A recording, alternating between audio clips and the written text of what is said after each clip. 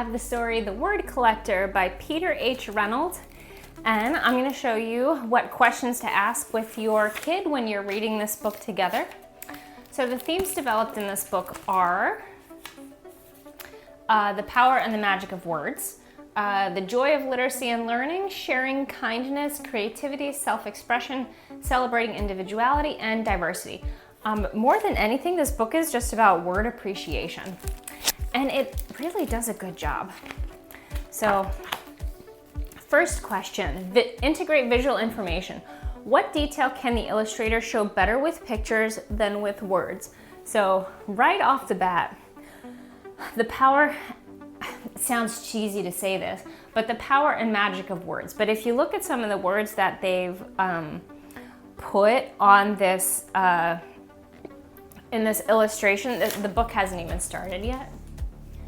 But if you look around this illustration and you just read the words, I mean, it's great to have your kid pronounce these words, sound them out.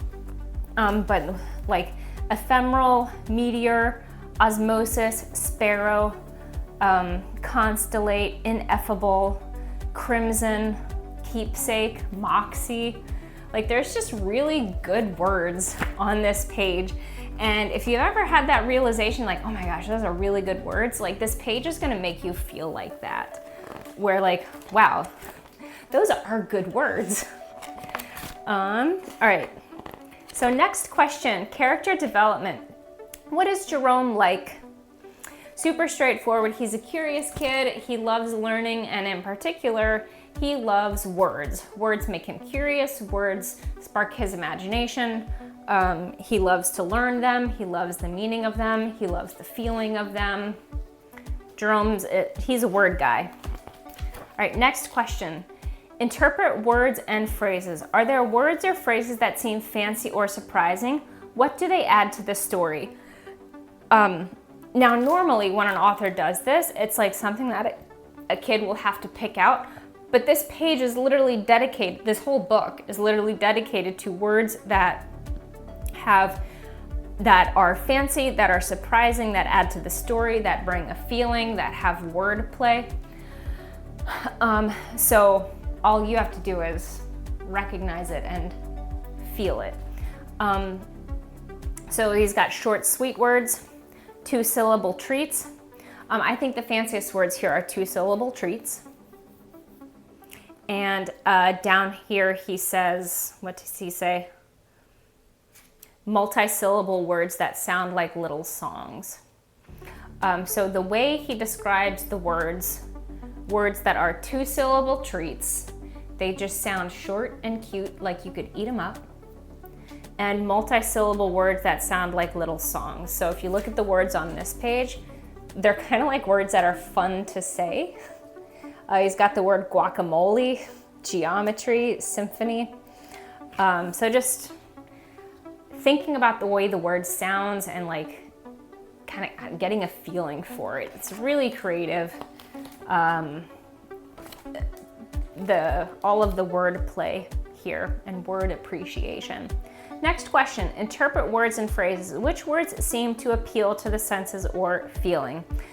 Again, normally this is something that you have to like dig out of the book, but this book is kind of like putting it right in front of you. So these are words that are just fun to say, he says, but over here, he's saying that these words are perfectly suited to their meaning. So molasses, that word sounds slow. Torrential, like as in like a torrential downpour, like he's pointing out that the word torrential sounds torrential. Tyrannosaurus rex sounds terrible. A bellow, a lion roaring, the word bellow sounds like a roar. The word smudge sounds like a smudge. So you kind of have to get like creative and imaginative with like the way these words sound and connect it with their meaning, but the connections are there if you can use your creativity and see it. All right, jumping forward, he's collecting words, he drops them all. All right, interpret words and phrases. Which words appeal to the senses, feeling, and encourage a powerful experience? Okay, your kindergartner and first grader doesn't need to know about juxtaposition until they're like a junior in high school. But that is what is happening on this page. It's called juxtaposition. It's when you take two words that are like not really related to each other, but you put them together and you force the reader to create a comparison and connection. And it kind of like transforms the meanings of those words when you juxtapose them and put them together and make the reader think about both. That is what is happening on this page. He's got the word dream cloud, royal flock, infinitesimal, and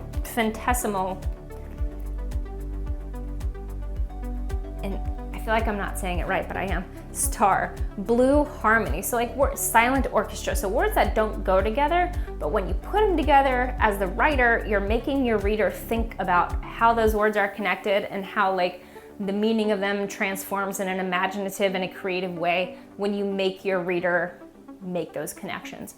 It's called juxtaposition, and that's what is happening here.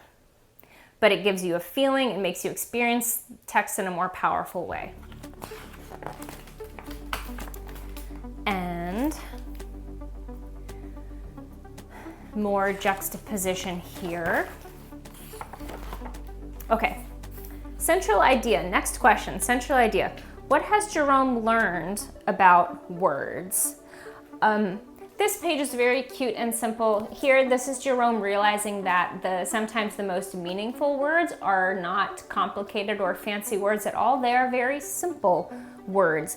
He's saying, I'm sorry, thank you, you matter. So this is where we see the theme of kindness coming out. Like, the most kind words are, like, they don't have to be fancy at all. They can be very simple, and yet they can carry as much meaning as a fancy word. All right, jumping forward. All right, last question, central idea.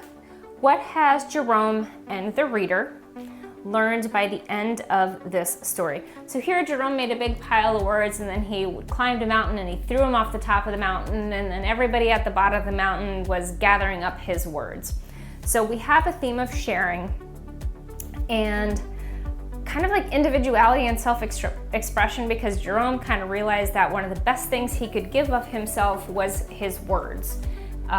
Sharing that, sharing his individuality, sharing his creativity, his self-expression. So he climbs the hill and he throws his words out, and he shares his words with everybody. So here you've got the theme of like self-expression, sharing, kindness, individuality, because through this he's kind of embracing all of that. He's sharing his words with people. And Jerome had no words to describe how happy that made him. So in the end, he was happiest when he shared all of his words with people. So that is a bunch of good questions to ask when you read the word collector with your kid. It's got great themes, but it's kind of complicated to read and get a lot out of if you don't have some of the right questions to ask. So pick this one up at the library and enjoy reading it with your kids.